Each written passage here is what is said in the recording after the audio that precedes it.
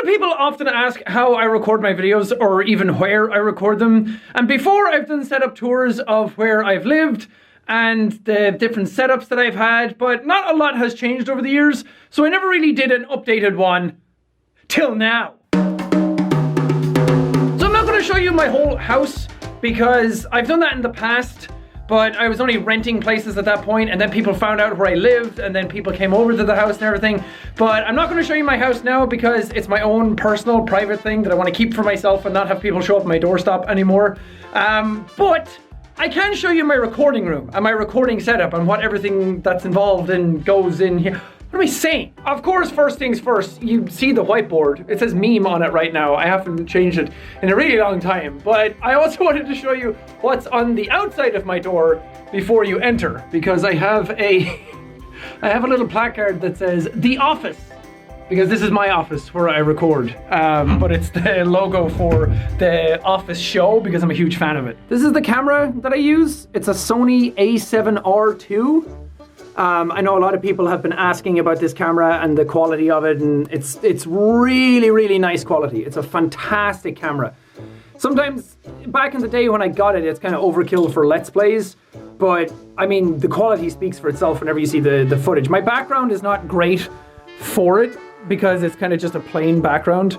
If I had more like lights going on in the background, the depth of field would be super nice. Maybe I'll do that at some point, but it's a Sony A7R II.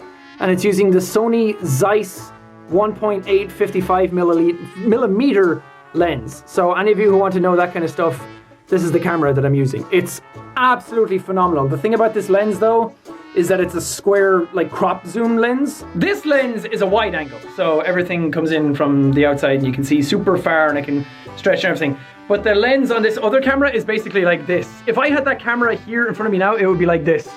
It would be super zoomed in, but at enough distance back, it looks really, really nice. I've had other lenses on the camera and they look great, but I like the closeness of it because it's just on my face and I don't want to distract from what I'm recording. And then the monitors are just kind of sitting on a floating mount back here, this mount right here, so they don't actually have stands underneath them, which gives a lot of clearance and a lot of stuff can fit under them, which I really like.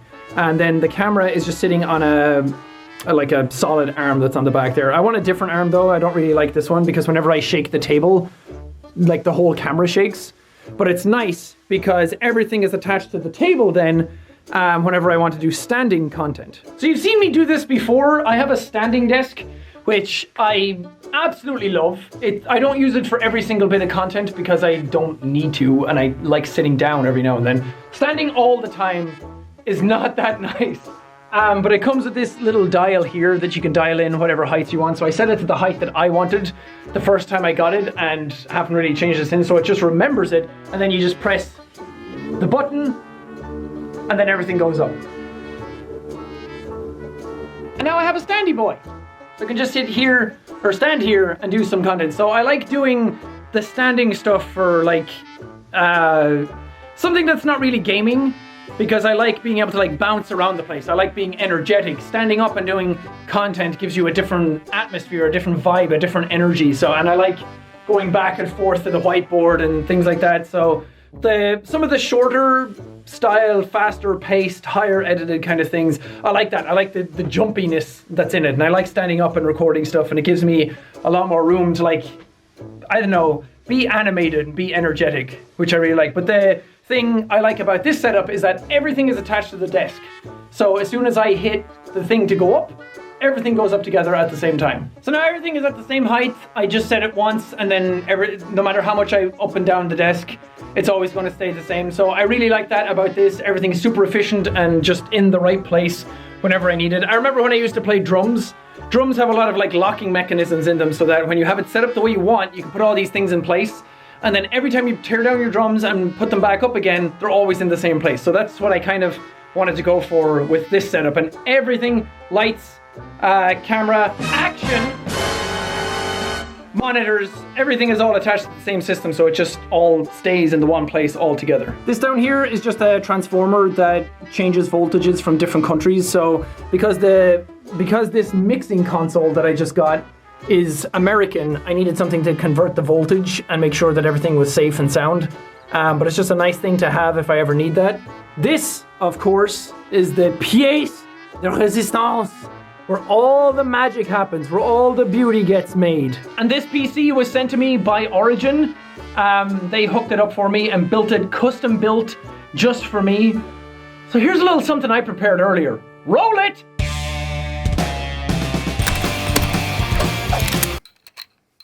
I keep missing.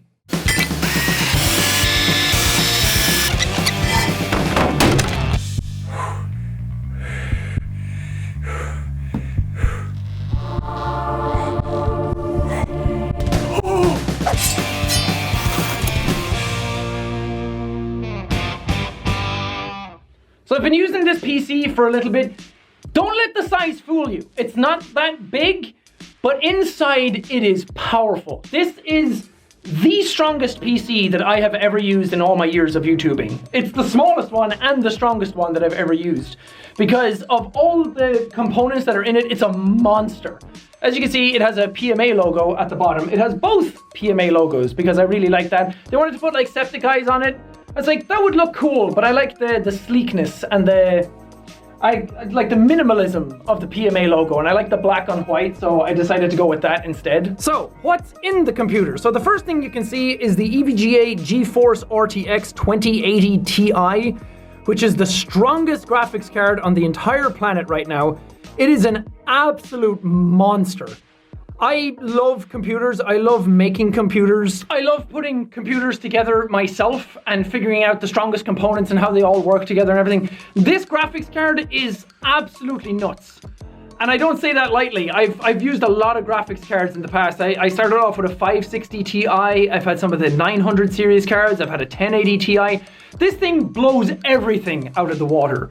And the reason that I wanted a 2080 Ti in my system is because I play a lot of different games. So I play a lot of high-end games, I play a lot of indie games, I play a lot of games in between, and I needed something that was able to handle everything really, really well, basically flawlessly. I can play the highest graphical games right now at like 120 to 144 FPS, which is what my monitors are synced to. And it just breezes through all of them. But not only that, but I do a lot of recording as well and a lot of streaming.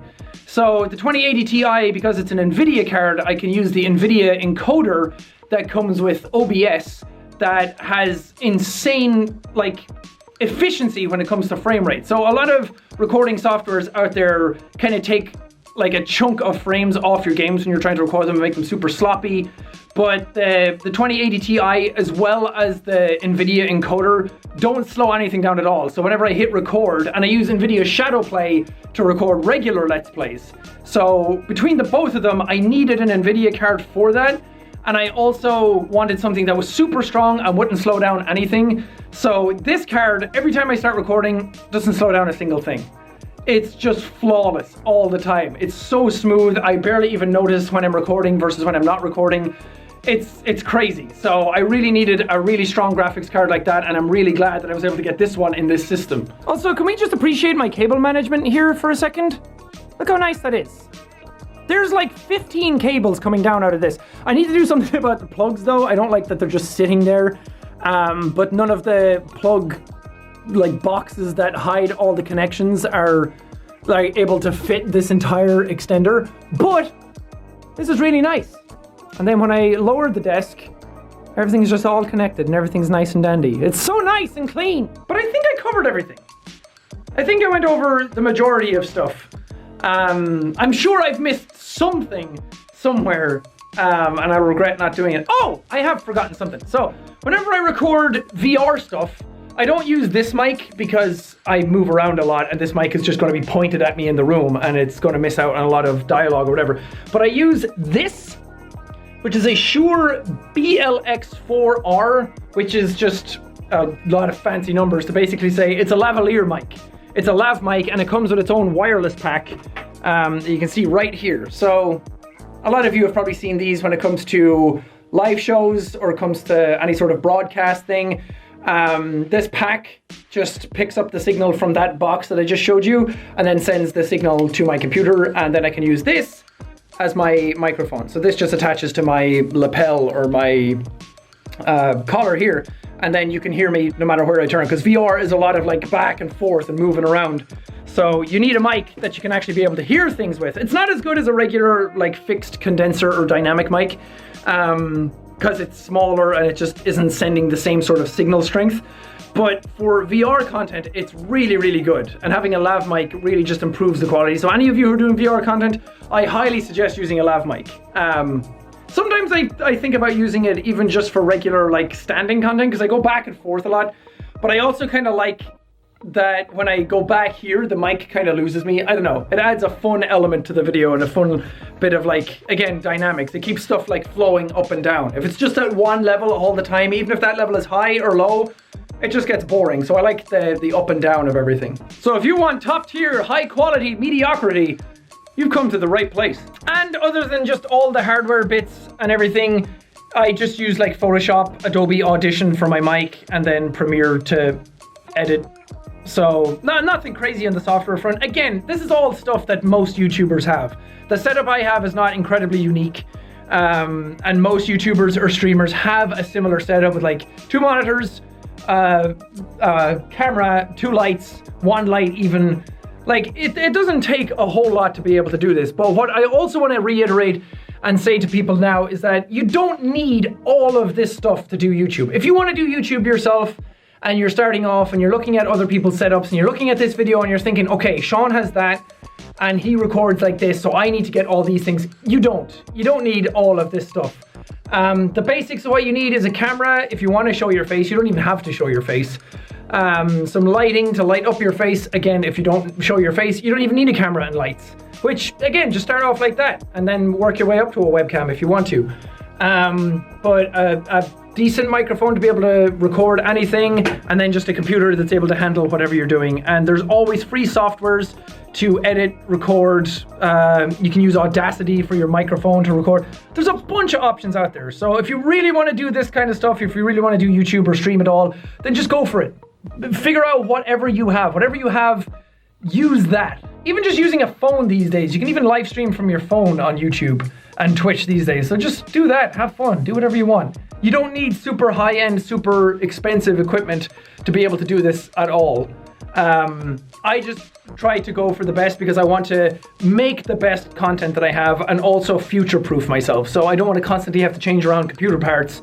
I want a computer that's going to last me the next 5 years, if not more, and a microphone that I'm not going to have to change, some quality equipment that I'm not going to have to move around, a camera that's really high quality, not only for my face, for my webcam, but also whenever I want to do anything else like higher budget or any sort of live action content or stuff that's not just sitting here at a computer, then it works out really well, or any sort of vlogs or anything like that.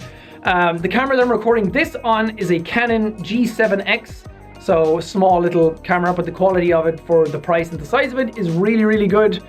And other than that, that's it. I eat porridge in the mornings.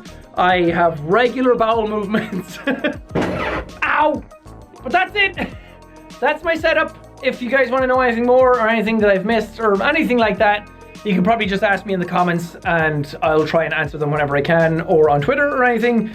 But again, nothing super special, nothing super crazy. But I hope you guys enjoyed this video. I hope you got something out of it, and I hope that you have a good day. Okay, bye.